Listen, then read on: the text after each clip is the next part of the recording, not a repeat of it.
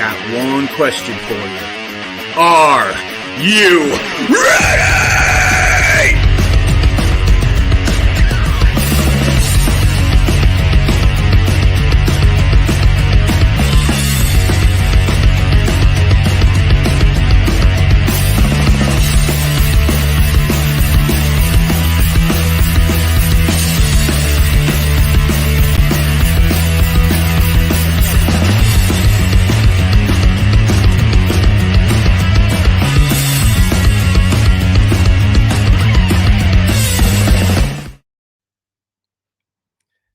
Hey, everybody. We are live with an amazing guest, one of the best musicians I have heard in a very, very long time.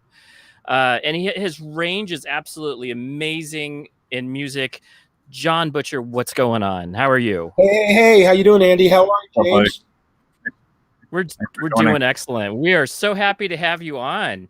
And James was, I think, for the first time in a long time, he's like, I cannot wait to talk to this guest. And he was hitting me up like Monday saying, I cannot wait.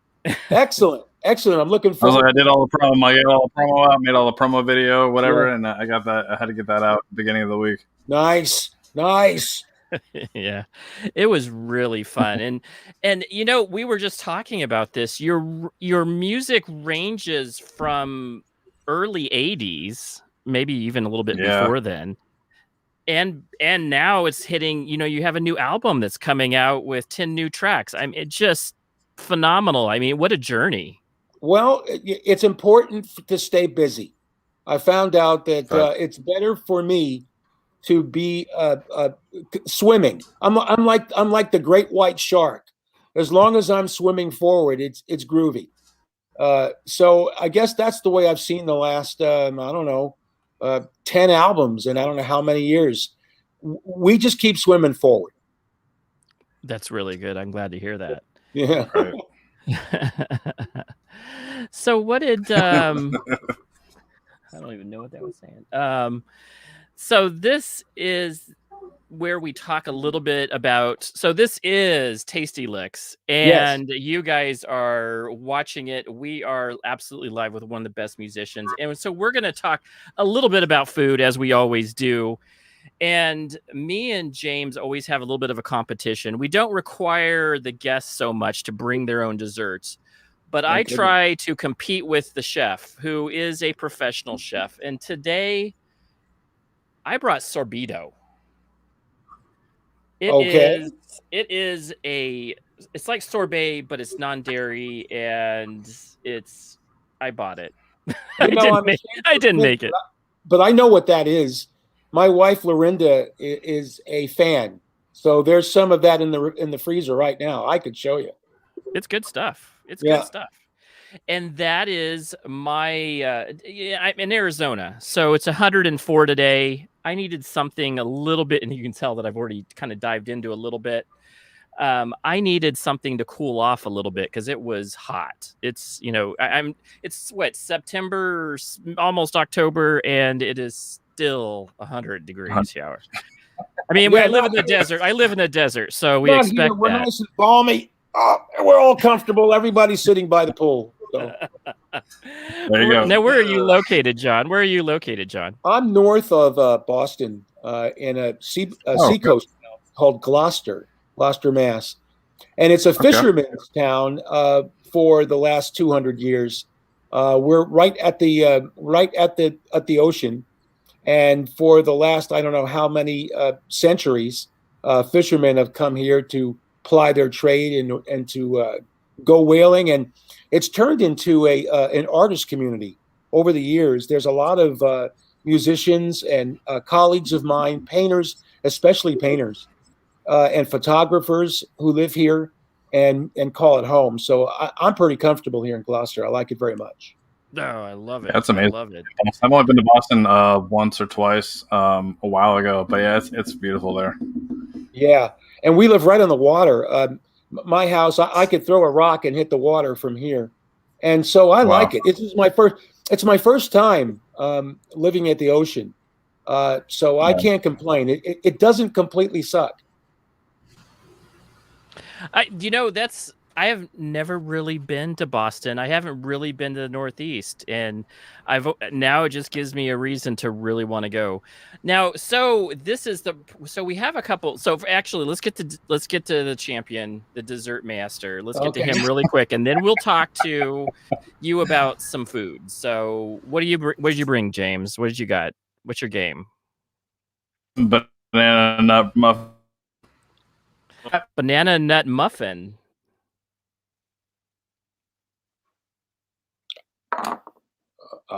I think James is first. I think James did freeze. I think he checked out. Do you know what I think it is? Is that I think that the sorbito was so amazingly overpowering that he gave up already. He's like, hey, banana.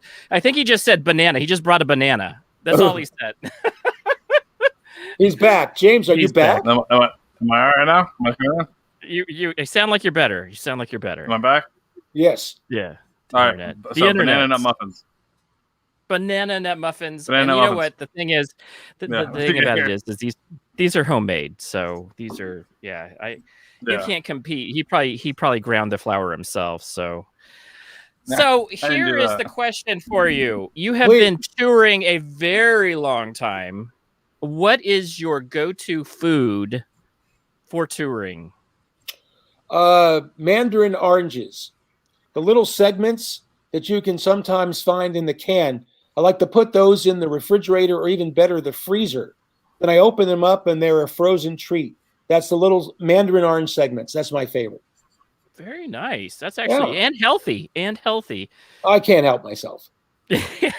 Love it.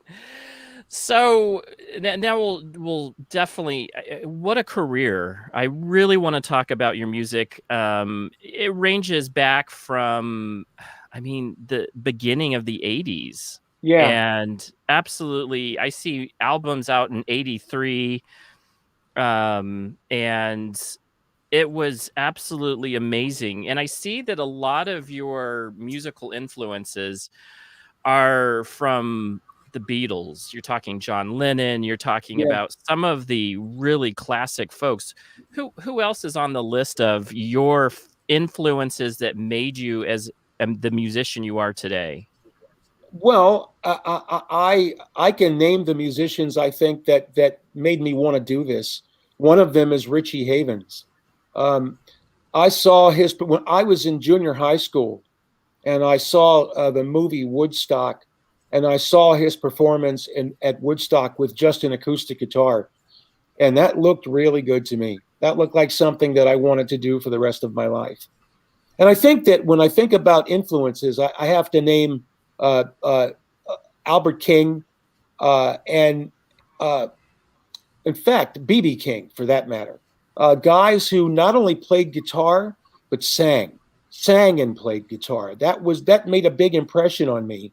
And so when Jimi Hendrix came along, it sort of crystallized. That seed was already planted. When I saw and heard B.B. King, that you could not only play, but you could sing in a way that complemented your playing, and vice versa. And I think that's what Jimmy did, and so that's what I try to apply to my music. Right. I would say that you've definitely done that, right? I'm just blown away by, and it's versatile. The versatility that I hear every song's a little different. I heard some Spanish acoustic stuff today. Yeah. I heard blues that I love the blues. I heard slide guitar going down. I heard, go ahead. These are all the things that as a kid made me tick. When you hear something that I did, say on this new record, it's sort of a culmination of all of the things that I've always liked. I remember when you could listen to the radio, and from one song to the next, it was different. It could be Jimi Hendrix to the Cowsills, and the Cowsills to B.B. King, all in the same 10-minute span. And I like that. It made a big impression on me that you didn't have to be boxed. You didn't have to be sort of categorized in a way that was restraining and restrictive. So I like making records that have lots of different facets because it makes it more interesting for me as a player and a writer, and I think it makes it more interesting for people to listen to. I totally agree. James, I know you've done some research and you've listed. What is some of your questions and also some of I was your going to what you say were loving? What real you were quick loving? I didn't notice until earlier on the banners. Check the banner. Is it saying something Sorry. weird? Banners. Oh, banners. The viewers table. Oh, jeez. Okay. Everybody's been saying it in the chat, and I'm like, I didn't want to interrupt John because he was talking. Go ahead. Yes. I didn't know if you were looking at it. I sent you like a private message, and I think everybody else is probably sending you messages, so you probably got messages on Andy, Instagram the music, right the now. channel. I know. Anyway, so anyway, James, what was your question? So I know that you've been listening to him all week. Oh yeah. I didn't really know how far back you went back towards like the 80s, and knowing that you even toured with Jay Giles' band, and I even told my mom that was he's like, great. yeah, he was I even told my mom that she thought that was really cool, and she enjoyed music as well. So I have anybody that I could listen to your music, and they enjoyed it. So, Cool. But yeah, just your, I guess you can say that what's been like your most like I guess your memorable moments, like some kind of good moments or any kind of bad moments that you've experienced throughout like because you have a really extensive musical career. Moments. How far back it went. I don't know. It's hard to pick a moment out of 25 years. You know what I mean? I guess it's not impossible, but it's kind of tough. Look, I will say this. I have been really lucky all of my life by way of opportunities and gigs and meeting people to work with. One of the best things that ever happened to me was opening up for the Jay Giles band. My band Axis opened up for the Giles band for 72 cities, I think it was, or 82. And it did everything to sort of forge us into a live act. And those guys were very generous to us. Peter Wolf and all of them, Danny, every one of the guys in the band were generous to a fault. They let us use all of the stage and all of the lights, and they did everything they could to make us feel comfortable and to set us up for success. So that's a memorable moment for sure. Nice. I absolutely love that. Yeah, pretty good producer too on a few of them too. A pretty good producer. Thank you. Yeah. The first two records that I did, I wasn't that happy with how they turned out from a production standpoint. I always thought that we should have self-produced. The band, I would have loved to have produced all of the records from the very beginning. And I think that those first two were important to us. And so it's just a little disappointing that I wasn't able to produce those as well and bring the kind of energy to the records that people would see the band live. You know what I mean? We weren't able. We worked with a producer called Pat Moran, an English guy who was great. He did a lot of great things, but I'm not sure it was the perfect fit for us. In any case, that's history now. Now it's about looking forward and not looking back so much. Which brings us back to your new album. So your new album, right? Your new album is coming out, and I don't remember what dates do you have on the new album releasing? It's been out since June. Very nice. It came out in June. The album we're talking about is Special Day, and it's 10 new tracks. I haven't done a completely new record for a number of years. And I'm really happy with this record. I'm proud of it. It's getting the kind of attention that I'm happy to see it get. And I have to also mention the first song on the record, Devil's Train, is one of my favorites. I was lucky enough to co-write it with a good friend of mine, a poet by the name of Glenn Bowie. He and I collaborated on that, and I don't generally do a lot of collaboration. So this was really that was a special moment. And I think the song turned out really well. I'm really proud of it. Glenn is a great poet, and he and I collaborated on a couple of the songs in the record, which I think make for strong lyrics and for pictures in your head. That's what I'm trying to do. I'm trying to paint pictures in your head with music. I think you do a great job. I think that song is really done beautifully.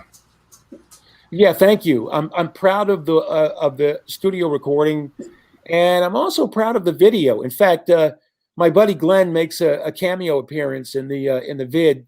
But I have to also talk about another musician on the record, Bruce Mattson. He's played keyboards and piano on Special Day, and he and I also collaborated on one of the songs on the album. So Special Day, the record, is full of great collaborations with some terrific players, terrific musicians, guys who are also friends of mine, not just colleagues. And I'm really excited to see it doing so well. I hope it continues to do so. I absolutely love that. And that's the one thing that I've noticed about your music. It's changed. It's changed since the 80s for sure. There was I could definitely tell there's a different feel from the first albums you created. Mm-hmm. This new album is just spectacular. It has a lot of really great hits that kind of just different varying type of music. And I absolutely love that about musicians, that it's not just the same track one after another. It has a good variety, and you can tell that the different collaboration. The thing that I noted was that there was it was well done, well created. And I think that nowadays with newer producing tools, I think that albums can be created in a much more mastered way right off the bat, and you don't have to spend the umpteen $1 million or hours to be able to create it. But you still have to have some of that engineering skill, which you definitely have. I have a great recording team that I usually go into the studio with. I have a terrific engineer, a young guy by the name of Warren Babson. He and I have collaborated on my last 3 records, and we have a system. Having your own sort of clubhouse to record in, Bang a Song Studios. I don't own it. But I'm there all the time. And so he and I have really forged a working relationship that I think really works. And we make good music at Bang. I'm proud of all the stuff. I produce a number of records. In fact, I'm working with a singer-songwriter here in this part of the country. His name is Alan Estes. I did his first record, Carnival Man, and I'm working on a new one with him right now. I also have worked with a lot of really talented people. Bob Wolfson is a great guitar player here in the area. His record is coming out now. He's doing an homage to Jimi Hendrix, and I had a chance to produce him. I work with a lot of artists, and I do a lot of different things, including film, that make for an interesting life. That's kind of so. I was looking at your Wikipedia. You were very heavily touring in the 80s, and you were touring with bands like Scorpion, Def Leppard. You've already just a number of big rock bands that you were not the headliner, but you were opening acts for them. Amazing! Yeah. I can't even imagine being able to do that. That's like my dream come true, is being able to tour with a band like that. It's cool. The coolest part of it is the time you spend on stage. The least cool part of it is everything else, meaning traveling in a bus. Don't get me wrong. I've had my share of laughs on a tour bus, but after 50 days or 60 or 70 or 80 days, it gets a little tight, and people get a little cranky. And I'm not that knocked out about waiting for sound check to start. And I guess what I'm saying is, without trying to complain, I love the playing. I love the music part of it. Right. One of our most fun tours was with Def Leppard back in those days in the 80s, in the 80s. And those guys had just released Pyromania. And so that tour was full of chills and spills and fun for the whole family. I bet. sort of. But the time you spend on stage, we got a chance to sit in with Def Leppard and play with him on stage during Pyromania, and it's fun. It's a great way to live a life if you're compelled to play guitar like I am. Right. That's amazing. And you do it well. And the influences that I was picking up, a lot of really great blues, but I also felt that metal, that hard rock driving metal guitar in there that I just absolutely, that's what drew me. 80s hard rock is what drew me to play guitar. I can tell that you definitely had some great influences that helped you kind of drive that really edgy rock sound. But then additionally, I mean, I was listening, I Red House, and you can't, like you were saying earlier in the green room, you can't do that song wrong. You can't. Everybody knows what that song sounds like. Yeah, and it's best to not screw it up. Absolutely, and you didn't, and I think that you did it's almost a tribute to him in the fact that it was played so well, and that those blues. A lot of people don't understand that guitar is about phrasing just as much as it is about hitting the right notes. It is, and often it's about the notes you don't hit, right? And the spaces you leave in the music. Right. I'm big on that, especially in terms of producing records. I like them to have what I call air. In other words, so that every space isn't filled with something. And when I recorded Red House, or if I do it live, I like to keep the air in so that you notice if I play something fast, a fast passage or a lick or something, it stands out instead of a flurry of notes that after a while don't mean anything. And that's the same type of thing that B.B. King has, which you're saying you're influenced by B.B. King, which makes total sense, because B.B. King can just hold a note and trill it and just sit there with it for a couple minutes. And it's that anticipation that you're getting ready for him to just play it, and then he pauses maybe a little bit longer just to get you going. And that's what I heard in Red House. That's what I was hearing in your blues album. Absolutely. And blues to me is one of those ones you can do that with, that you have to do that with. What I picked up from B.B. King is playing guitar like a singer sings. He's the master of that. In fact, there's no one better. He doesn't approach the guitar as if it's like a grinder, and he's grinding out notes as fast as he can turn the handle. That's not it at all. He approaches playing the instrument and his phrasing like a singer sings. So if you do that, it's hard to go wrong. And that's what I've been trying to perfect forever, ever since I started playing. And I think you've done I'm inspired. Let me put it that way. I've been playing guitar off and on for 40 plus years now. Mm-hmm. And I don't get inspired much by, to your point, a lot of flashy soloing where they're just playing a lot of, scales and they're just fluttering through. There's a time and place for that. Van Halen did one of the best, but he still knew how to phrase it. Exactly right. I'm glad you mentioned him. I got a chance to know him living in California for the number of years that I did, and he is one of the really few what I would call metal guitarists who transcended metal music. He was able to bring a whole different thing and discipline to hard rock and metal. And that made, even now I'm in awe of some of the stuff he's played. I see him play live in YouTube videos. It's like, whoa, this guy really knows how to hear it, not just how to play fast. He hears the music, and he also approaches his soloing like a singer sings. I love it. Big fan. Agree. Oh, absolutely. Have you heard his new amazing son? To watch this His new son. Right. Have you heard Woofy? Woofy has a lot of the same type of you can tell that his passion and his Yeah. dad has taught him well.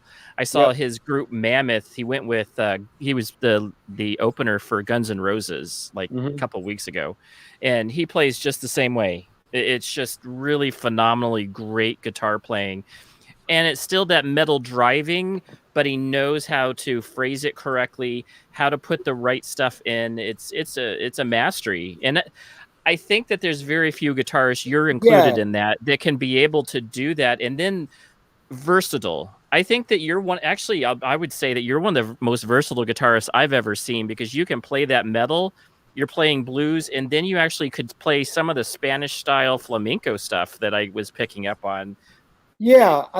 Again, my interest in playing is not just to perfect hammer on and pull off. I'm interested in saying things. And I don't know, maybe I'm wrong, but I just don't see how you can say very much if you've just blown out 300 or 400 notes that are back to back. People stop hearing it. And I try to bring that discipline to all of my playing, whether it's electric or acoustic. I do a lot of acoustic shows during a given year, or at least I did prior to COVID. And that's something, the acoustic side of it is something I really enjoy. It's a different discipline, but I think it's just as important for my development as a player. Absolutely. So I think Gary's right too. Gary said that Randy Rhoads had stayed alive, he would have changed guitar playing for the which he would. He was an amazing guitarist, Randy Rhoads. He was. He certainly was. And he also seemed to have an ear. That's what it really is. It's not in the hands. It's in the ears. If you can hear a thing and can play what you hear, you're far beyond the person who really doesn't have a very good ear for picking up nuance and subtlety and different tonality and styles. Tonality, that's a huge one. And I've been just to be able to get the sound. And I think that with you, I could hear in different. You were able to pick up that depending on what you're playing, you're able to do different styles, and you could hear that tone difference, and you were definitely dialing it all in to be able to play that style. And I could hear like there's a different tone that goes with blues than it does with metal, and people don't always understand that there is, even within different rock genres, there's different tones that have to go with it, and different guitar type tones that you have to hit, and even different pedals. The reason why you have to, but I hear a lot of great stuff coming out of this new album as well. I think my favorite living guitarist, Andy, is Jeff Beck. No, and I think it's because he's probably has the best ears of any guitar player I can think of that's living. Understanding nuance and understatement and not playing too much. And when he does play something that's fast or flashy, it's really impressive. It's because he doesn't do it all the time. That's the sign of it. And I was watching one of these Instagram posts, and it shows like the years of progression. Like your first year, you're clunking on the guitar. You're just learning how to play. Yeah. Then you have those guys that are just like, hey, I learned scales, and here are all my scales. And then you have the seasoned guitarist that then knows how to phrase, get the right tones, how to do the right stuff to make music. And that's the difference. And that's the reason why they're pros and other people are just, intermediate, maybe, I would say would be the best or the word of saying it. It's almost like conversation with another person. Sometimes it's good to just shut up, and let the other person speak. And when I'm recording or making a record or even live, I like to have the interaction of the guys and letting everyone have their turn. I play with such killer musicians and really have for the last 20 years of my life. Right now, I'm working with a drummer, Marty Richards. I'm also work with another drummer who is amazing in Axis, John Anthony. I'm blessed with an overabundance of talented guys who have great ears and understand when to not play and when to let it loose.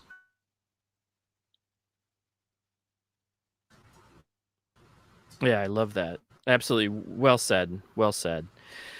So I know James has probably had some more questions. Let's hear some more questions really quick. Sure, go ahead, James. I love his research. He does the best research.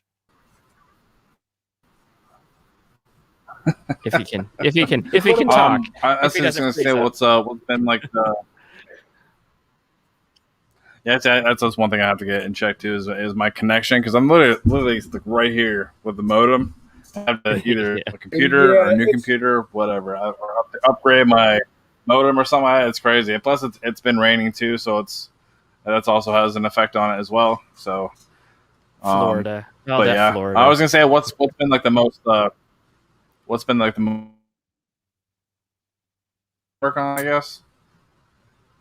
You gotta say it again, buddy. I lost him. Go ahead, Go ahead. Sorry, James. I was gonna say what? Can you hear me now? You're going in and out, bud. I feel like I'm on my Zoom meetings at work. I feel like I'm in Zoom meetings. Am I on now? Yeah, I know. No, Sorry, it's sort of like cutting in and out, so it's hard to understand. Yeah, yes. Sorry about that, buddy. Oh my God. No, still? Yeah, I'm sorry too. Well, let me share this. Still the same? Yeah, we're getting sort of like bits and pieces. Yeah. So go ahead, John. You were going to say something. I was just about to say, while James can check his connection, I'm doing between now and the end of the year. I'm doing some shows here in my part of my neck of the woods, New England. I'm doing a concert on October 9th, Saturday, October 9th, at Kowloon in Saugus, Massachusetts. It's Rocking for Veterans concert series. My band Axis is doing that. I'm also playing with one of my favorite guitar players, December 12th at the City Winery in Boston, Johnny A. Johnny A will be joined by myself and James Montgomery and Sal Baglio. And finally, I'm doing my yearly Christmas show, holiday show. It's not really a Christmas show. It's called Seaside Yuletide. That's December 4th at the Shaolin Lu Performance Center. So anybody listening who's in the New England area, I just wanted to let you know what's happening and when you can see me before 2022 comes in. Which is happening really quick. Your new album came out in June. Yes. Then now you're also, what is it like to go live again? I mean, you were out for it was a good year. How's it feel to hit that stage again? And you were talking about how exciting it is. Yeah, and I agree. The energy is right there. How are you feeling about it? Here's the thing. I'm sure you've been watching the news, so you see it looks like we're getting ready to start the ball rolling again, in a bad way, with the outbreak of the COVID variant. That being said, we're trying to book as many shows that we can do right now while we can do them, and so my hope is that I can continue to promote Special Day, the record. And I can do these shows that I've mentioned with my friends, Johnny A. and Sal Baglio and James Montgomery and all my buddies who live around here. Remember, I told you this is an artist community here. We're a community of musicians and painters and photographers. So we're all sort of holding our breath and hoping that we don't have to go back into hibernation. I'm excited to play again, but I have some nervousness about it, because I'm not sure where it's all going to play out, how it's all going to play out. Yeah, I agree. I it's too bad, and I totally understand the reasoning for everything, and I don't like getting into the political things or anything, but I do think that it is unfortunate that we just had, and it might be just a small break, but in the interim, you were able to produce new music with friends. So sometimes that had that advantage to be able to hone in on some studio time that maybe you weren't doing prior. Andy, you put your finger right on it. That's how Special Day came about. I started the record at the beginning of 2020, and that was the year that none of us were able to play, and none of us were able to continue to tour. So all of us, all of my colleagues and my friends, we all sort of were faced with more time than we've ever had on our hands, and to slow down and plant a garden. My wife and I planted a vegetable garden in the backyard, and I spent my time composing Special Day, not knowing it was going to be a record. I didn't know it was going to be an album until I was sort of halfway through it. And I looked at my engineer, Warren, and I said, geez, this sounds like it might not be a bad record. And so it was about halfway through the process, because really what I was doing was trying to do something creative with my time and energy. There's only so much daytime TV a man can watch. and believe me, I tried to watch it all, but ending up in the studio was the smartest thing and the best thing and the most therapeutic thing that I could do. And it resulted in this record that I'm so proud of and so happy about. And I'm glad that you guys have been listening to it all week. You told me you've had it in rotation. That makes me happy. Absolutely. I'm glad you're playing Devil's Train, one of my favorites. And I couldn't be more happy with how the record turned out and what's going on in terms of people becoming aware of it now. Yeah, and that's the really great opportunity that we as content creators, we're fairly new, me and James are, as you can tell. We're still working out the bugs for internet and things like that. But the thing about it is that we get an opportunity to really do something for musicians and giving back. My parents are both musicians, and so being able to be part of that and see the struggles that up and coming musicians are, and even after you've made it, how many times you still have to go market. You can't just go out and just do nothing and then things will just happen. Albums will you'll make an album but you still have to go market. Then you have to and go. People will find tour. you. No, it doesn't work that way. It does I not. wish it did. When the internet came about, it was a good news, bad news for musicians. The good news was it supplanted the need of having a major label. Having been on my share of major labels, I can tell you that there's the business side of it is not that cool for songwriters and for people trying to make a living at playing music. So the internet allowed us all to go worldwide. The bad news is it's worldwide. And so people can't sort of stumble across you. You have to help them find you, whether that's Spotify or Facebook or Instagram or any number of other outlets. You have to seek that out. You have to make it so that people can see you and find your videos and find your website and that sort of thing. If you do that, you've got a shot at being heard. If you don't do that, you almost have no shot at all. No, people can't just stumble on you. No. The amazing thing that I saw, you're one of the very few artists that I've run across that has an excellent Wikipedia.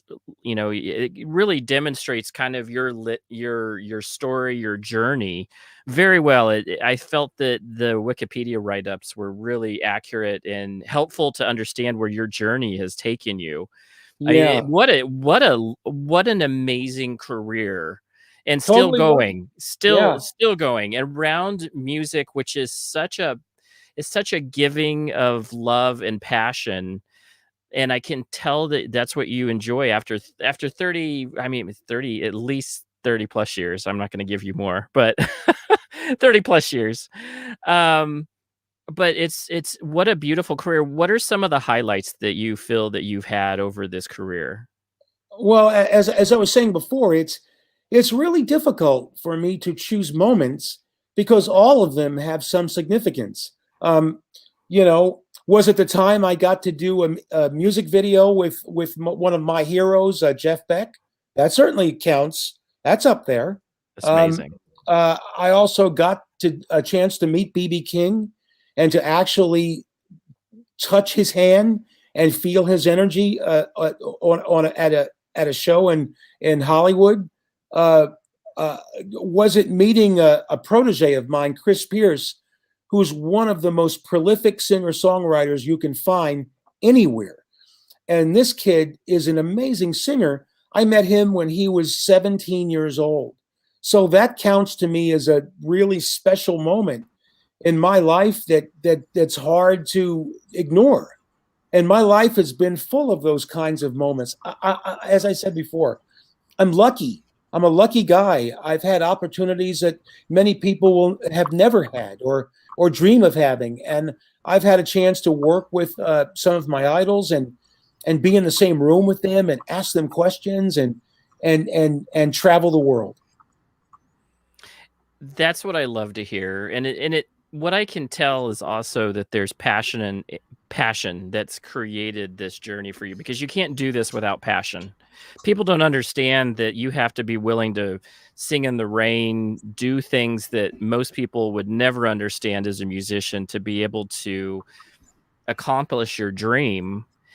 And it sounds like you've just been really blessed. And it sounds like with this new album, with the collaborations, you've kind of come to that place to where a lot of great musicians get to, where they're able to play with their heroes, their friends, and create great music. And you're no longer striving to get that #1 record. You're just wanting to make things because it's great music.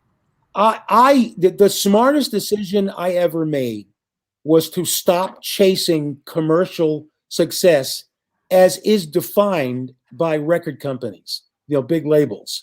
And I mean that. It was liberating for me as a writer to not feel like, oh, what am I going to do? I got to come up with a follow-up to Life Takes a Life. And how am I going to do that? And I made a conscious decision to do it for my own love of it, and that the dollars would follow. The money would follow my passion, not the other way around.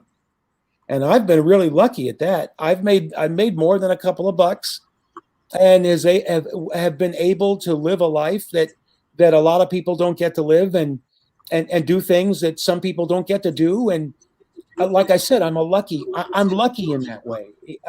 I feel blessed. That's the only word I can find. I think that with talent, you can go a long way, but without the passion, you have to have that passion in that heart to be able to be successful. Because anybody can, a lot of people can play, and you can go I remember talking to somebody a long time ago, because I thought about becoming a professional musician at one point and following that whole guitar dream. And then my mom kind of talked me out of it and said, you can go to LA and there's a dime a dozen of people that can play Van Halen like stuff. It's true. But without the passion and the drive, and being able to sleep in a van, sleep on the tour buses, being able to eat food that you probably would not want, barely eating at times when you were younger, I'm sure. It's true. And that wasn't the motivation, though. You're right. I was talking to a buddy of mine. There's a guitarist by the name of Sal Baglio. He and I are best buddies. He plays in a big band who had some great success also in the 80s, the Stompers. He and I were talking the other day, and both of us see this the same way. It stopped being about a chase of chart success years ago, and started becoming a labor of love and passion that can sustain you through times where you're not making enough money, or sustain you through periods where you're not sure anyone is hearing you. You have to find sustenance somehow and a way to be nourished. Right. And the way to find that, the secret, is in the music. You have to believe it. You have to live it. And it has to be something that you embrace. You can't help it but do it. That's the way I put it. I can't imagine some other life or some other way of being. That's the key right there. And that's the drop mic moment I'm going to tell you that right there, because that's exactly the piece that my mom talks about. She taught chorus for 40 years. Yeah. And she said to be able to do this for 40 years, it's about passion and love and being able to understand that the music is more than, and that's your legacy. Yeah. And again, I make the analogy to food. It's sustenance. When I get a chance to play with my brothers and make music for people who have bought a ticket, it's joyous. It's celebratory. It's wonderful. I feel like I've taken a vitamin shot. You know, I leave a venue high from it. And that is what keeps me. That's what keeps all of my brothers and I, my brothers meaning my music brothers who do this. This is what is important to us, and this is why we get up in the morning. Absolutely. And it's a beautiful reason to get up in the morning. So on some of the songs that you have on your new album, do you have a particular favorite or a particular few moments that you really thought were really fun in the studio that you can share? I really liked recording Devil's Train. It's one of my favorites on the record. It's fun. Awesome. And you know, someone asked me once if I have messages, and I'm really leery about soapboxing, you know, and pontificating about my own lyrics. I like people to listen to music that I've recorded and find their own story in it, and be entertained, just like you would if you were watching a feature film. You know, you don't have it explained to you. Either a movie is working on its own merits and you're enjoying it for what it is, or it's not working. So when it comes to my album Special Day, Devil's Train is one of my favorites. I think it's really visual and fun, and you can see the characters. Oh, there's a song called Senor Garcia, one of my favorite songs. I loved recording that. I get a chance to sort of channel my inner Dylan. And you know, I tell a story about the devil visiting me in my bedroom. And it's fun. And I had a fun time recording it. And I hope people that hear that, Senor Garcia, enjoy it too. Very nice. And the fact that you said a little bit of Dylan, I know that Bob Dylan was one of your influences. Yeah. And so it's fun to do a song that has that kind of influence. Good. Love it. Bob Dylan painted pictures in my head. He did. You know, it wasn't about his singing, because that wasn't his thing. His thing was writing those words that would conjure images in my young brain that I couldn't shake. You know, and I can't pick one, because like a Rolling Stone, holy cow, once upon a time you felt so fine. That lyric is as visual a lyric as there ever was. And that's one of my favorite songs of his, although there are dozens. And again, that inspired me to want to write visually, to write lyrics that spoke in a visual way, that painted pictures in your head. I love that. And that's one of those things that when I talk to my dad, who's a composer, that's exactly what he tries to demonstrate. Is he wants to help create that for you, but he doesn't necessarily tell you that's the story. Everybody's going to get something different, and that's the great thing about musicians, is that they're able to paint a story, but you have to put some of the stuff. It's, you know, some of it's color by numbers. You put your own stuff into it. You have to write a thing from a writer's standpoint. Right. The best, most successful thing that's written is the thing that you see yourself in. When you read it or when you hear it, you see yourself in that story, or you place someone that you know in that story, someone close to you, so that you own part of it. You know what I mean? That's what successful writing is. You know, anybody can rhyme, you know, moon, spoon, and June, but it's not that easy to tell a narrative in a way that you don't know you don't recognize it as somebody saying things at you, but you just hear the story and you make your own pictures. Very true. Does that make any sense? It totally Yeah, it does. does. And the fact that you also mentioned that you have a poet that you kind of associate with kind of shows me that that's where I can tell that that's from your lyrics, that's where you've got some poetry involved, which is part of it's art. It's not just music, it's art as well, because poetry has that it has that ability to actually put imagery into your head as well. So you're poet in music, and I just absolutely love that. It's awesome. Yeah, I think I mentioned to you when we first started, I did a lot of co-writing that I just really don't do it. I think the reason why I didn't do it before is because I don't think I ever really felt comfortable for someone to tell my story. I feel the best at telling my story. Someone else might be able to tell theirs, but I can tell mine the best. But what happened was I met my buddy Glenn, who I found things in common with. And we kind of saw things the same way, and we kind of saw the world in the same way. And so I read some of his poetry and went, geez, that sounds like something I would have written. And before you knew it, we were off and rolling. I love that. That's great. James is back. What is another question? Yes, we can, sir. And so we got about 9 minutes before we let Jon go. Hit me, James. Hit me. Hit me. I was gonna say, what are some ways that you prepare yourself in like your writing process for like from your music when you first started to albums that you write now or in the future? From a lyric standpoint, do you mean? Yeah, like yeah. I guess like the lyrics, and I guess that would make sense. I don't prepare. I don't. My best writing, you know where it's done? It's done behind the wheel. When I'm driving, there's something about my brain that is free. Maybe that's not a good thing, but I am at my most creative when I'm behind the wheel. So these days, I don't even think about it. I don't do any preparation, or I don't have a blank legal pad. You know what I mean? And it's sitting in front of me and it's blank, and I'm trying to figure out what to put on it. That never happens.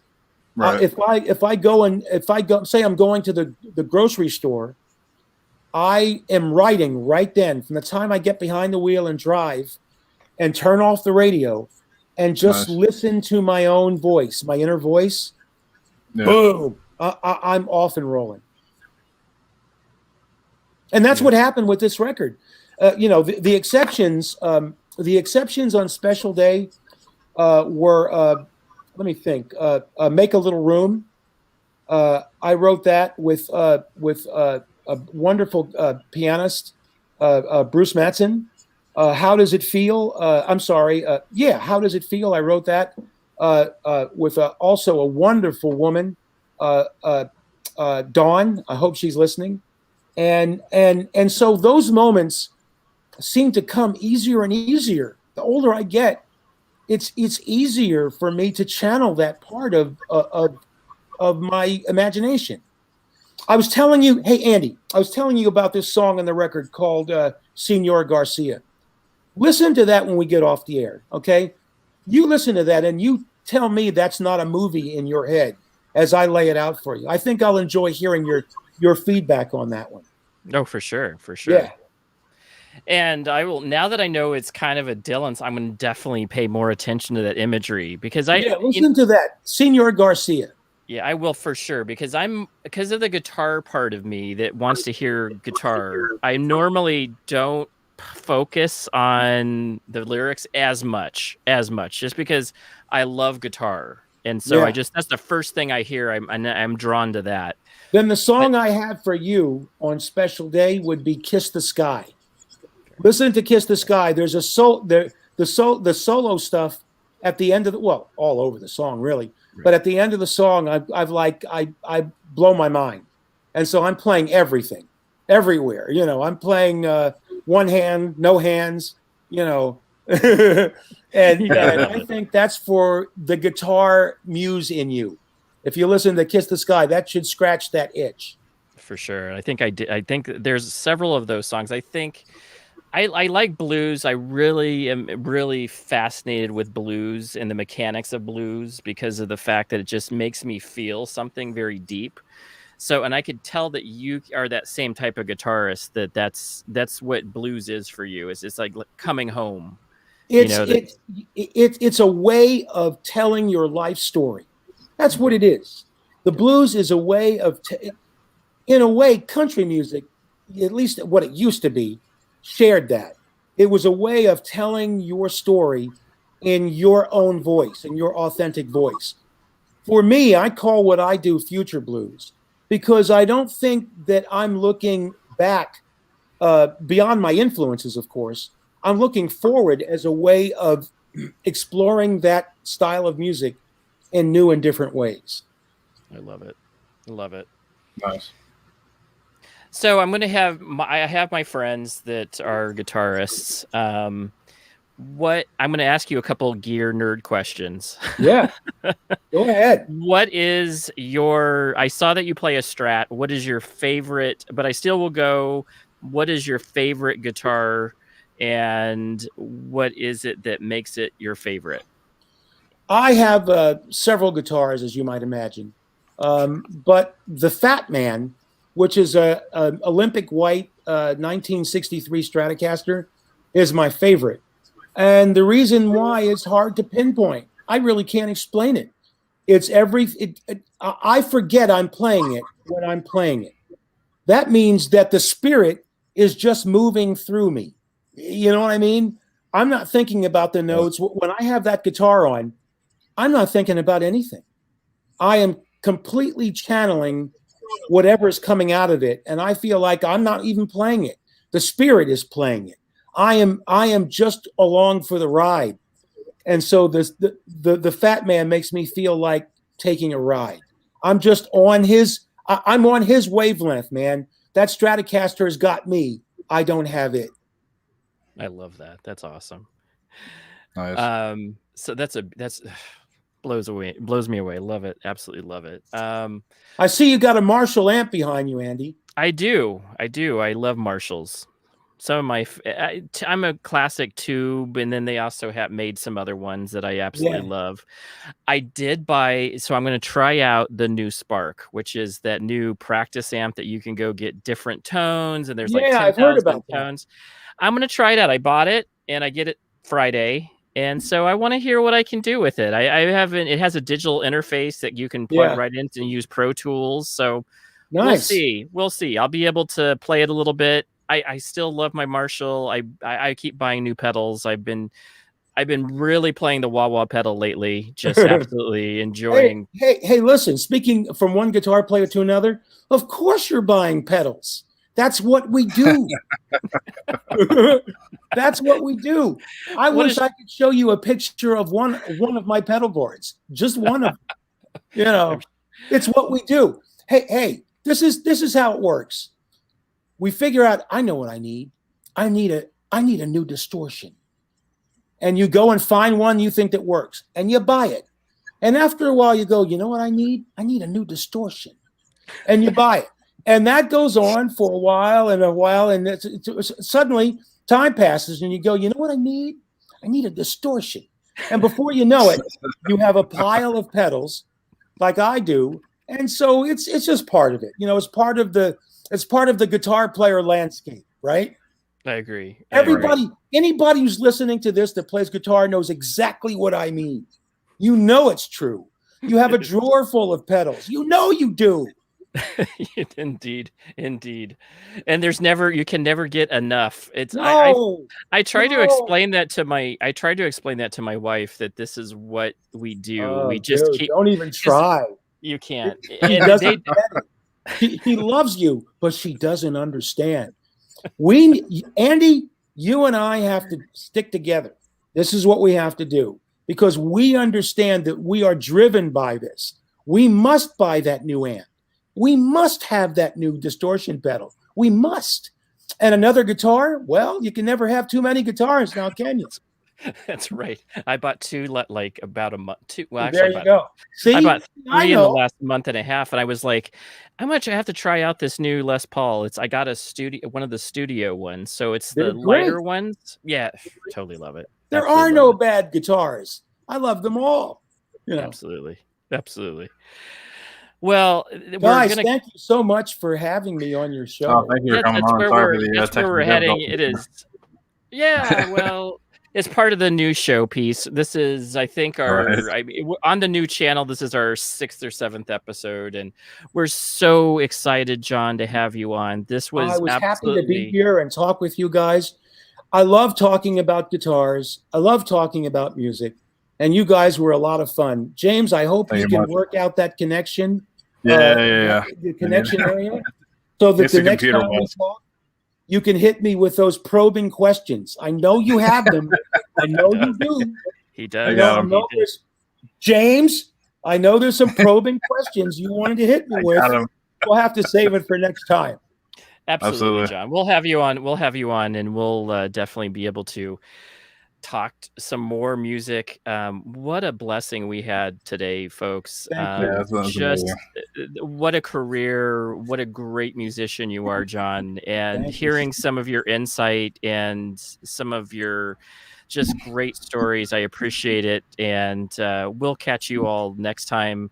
We appreciate all of our guests as always. And just a little promo, we actually have a website now too, tastylicksmusic.com.